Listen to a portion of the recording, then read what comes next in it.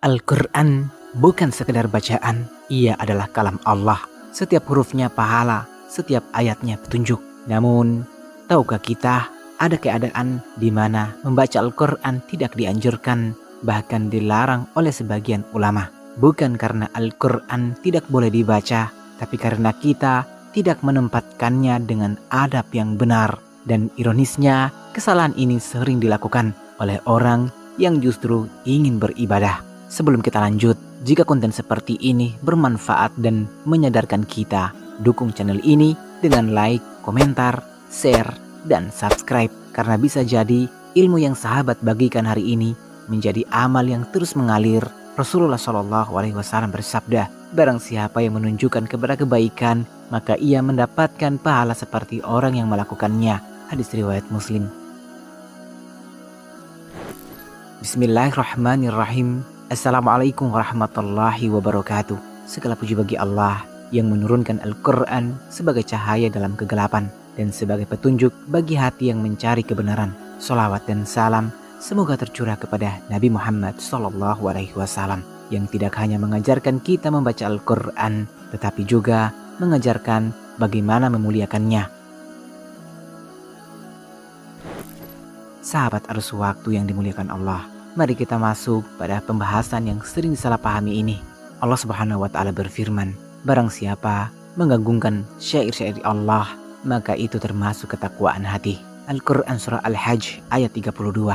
Al-Quran adalah syair terbesar, maka cara kita memperlakukannya adalah cerminan iman kita.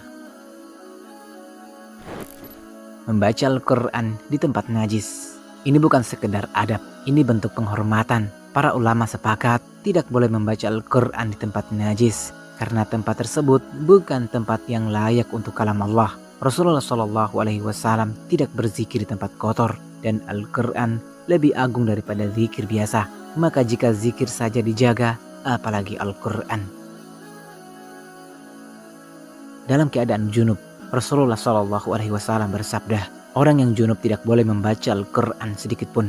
Hadis riwayat Tirmidzi dinilai hasan oleh sebagian ulama. Mayoritas ulama berpendapat orang junub tidak boleh membaca Al-Quran hingga ia mandi wajib. Kenapa? Karena kondisi tersebut tidak suci secara sempurna. Namun Islam itu mudah, mandi lalu kembali membaca Al-Quran, tidak ada larangan permanen. Membaca tanpa kebersihan dan kesiapan. Rasulullah SAW bersabda, sesungguhnya mulut kalian adalah jalan bagi Al-Quran, maka bersihkanlah dengan siwak. Hadis riwayat Ibnu Majah. Ini menunjukkan membaca Al-Quran bukan aktivitas biasa, tapi ibadah yang butuh persiapan, termasuk mulut bersih, badan suci, dan tempat yang layak. Membaca di tempat yang tidak menghormati Al-Quran, misalnya tempat penuh maksiat, musik keras, dan keramaian tanpa perhatian.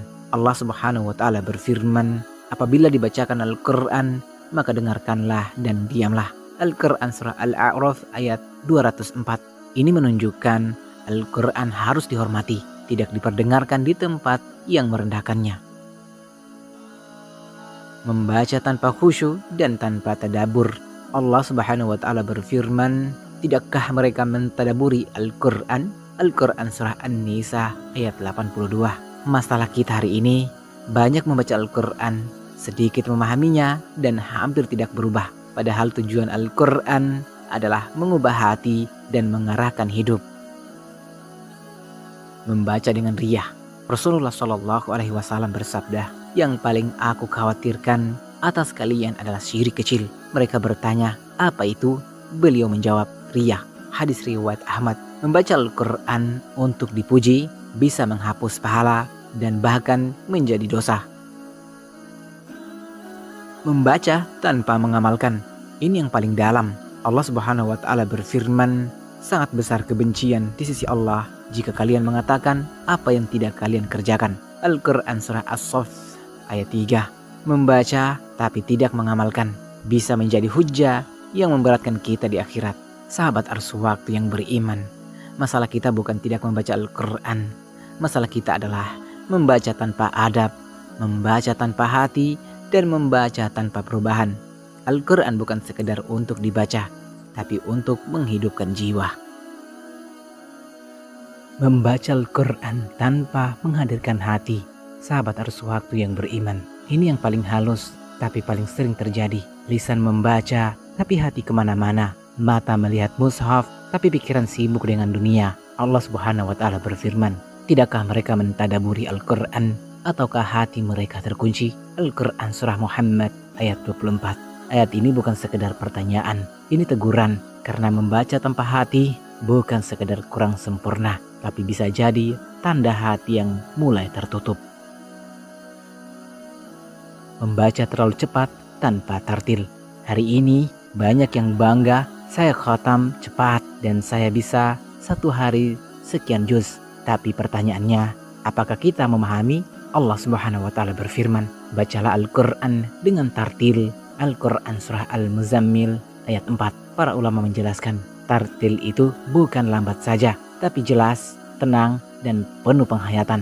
Ibnu Mas'ud radhiyallahu anhu berkata, janganlah kalian membaca Al-Quran seperti membaca syair yang cepat, dan janganlah seperti butiran kurma yang jatuh satu persatu. Berhentilah pada keajaiban-keajaibannya. Membaca Al-Quran di tengah maksiat. Bayangkan ini, Al-Quran dibaca, tapi di tempat musik keras, pergaulan bebas, dan suasana lalai. Ini bukan sekedar kurang adab, ini bertentangan dengan kemuliaan Al-Quran. Allah Subhanahu wa Ta'ala berfirman, muliakan Al-Quran, tanda hati hidup. Meremehkan Al-Quran, tanda hati bermasalah. Membaca hanya untuk suara, bukan untuk hidayah. Sahabat arus waktu yang beriman, ada orang membaca Al-Quran, suaranya indah, tajwidnya sempurna, tapi hidupnya jauh dari Al-Quran. Rasulullah Shallallahu Alaihi Wasallam bersabda, akan datang suatu kaum yang membaca Al-Quran tetapi tidak melewati tenggorokan mereka. Hadis riwayat Bukhari dan Muslim. Artinya hanya di lisan, tidak masuk ke hati. Meninggalkan Al-Quran setelah membacanya, ini yang jarang disadari. Bukan hanya tidak membaca, tapi membaca lalu meninggalkan. Allah Subhanahu wa Ta'ala berfirman, Rasul berkata, wahai Robku, sesungguhnya kaumku menjadikan Al-Quran ini sesuatu yang ditinggalkan. Al-Quran surah Al-Furqan ayat 30. Ibnu Qayyim menjelaskan, meninggalkan Al-Quran itu bukan hanya tidak membaca, tapi juga tidak memahami, tidak mengamalkan, dan tidak berhukum dengannya. Membaca tanpa merasa diawasi Allah. Sahabat harus waktu yang beriman, saat kita membaca Al-Quran, itu bukan kita membaca buku. Itu Allah sedang berbicara kepada kita. Kalau kita sadari ini, tidak mungkin kita membaca sambil lalai. Membaca tanpa takut dan harap. Rasulullah Shallallahu Alaihi Wasallam bersabda, bacalah Al-Quran, jika kalian tidak bisa menangis, maka berusahalah menangis. Hadis riwayat Ibnu Majah. Kenapa? Karena Al-Quran itu ada ayat ancaman dan ada ayat rahmat. Seharusnya hati takut dan berharap. Sahabat arus waktu yang beriman, mari kita jujur. Berapa kali kita membaca Al-Quran tapi tidak ada perubahan? Berapa kali kita membaca tapi tetap melakukan dosa yang sama? Berapa kali kita khatam tapi hati tetap kosong?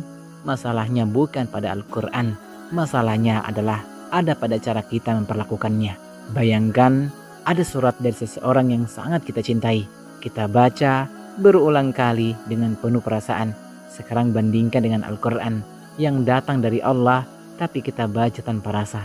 Imam Hasan Al-Basri berkata, Al-Quran diturunkan untuk diamalkan, tapi manusia menjadikannya hanya bacaan. Rasulullah Shallallahu Alaihi Wasallam telah mengingatkan akan ada orang hafal Al-Quran, pandai membaca Al-Quran, tapi jauh dari akhlak Al-Quran. Sahabat arus waktu yang beriman, Al-Quran bukan sekedar untuk dibaca, ia untuk dimuliakan, dihayati, diamalkan, dan dijadikan pedoman hidup. Jika tidak, ia bisa menjadi saksi bukan untuk kita, tapi melawan kita. Bayangkan di hari kiamat nanti, kita berdiri di hadapan Allah dan Al-Quran yang kita baca setiap hari ditanya, apakah dia menjagamu? Apa jawabannya? Mulai hari ini, jangan hanya membaca Al-Quran, tapi muliakan ia. Karena yang Allah nilai bukan hanya bacaan kita, tapi hati kita. Allahu a'lam bishawab.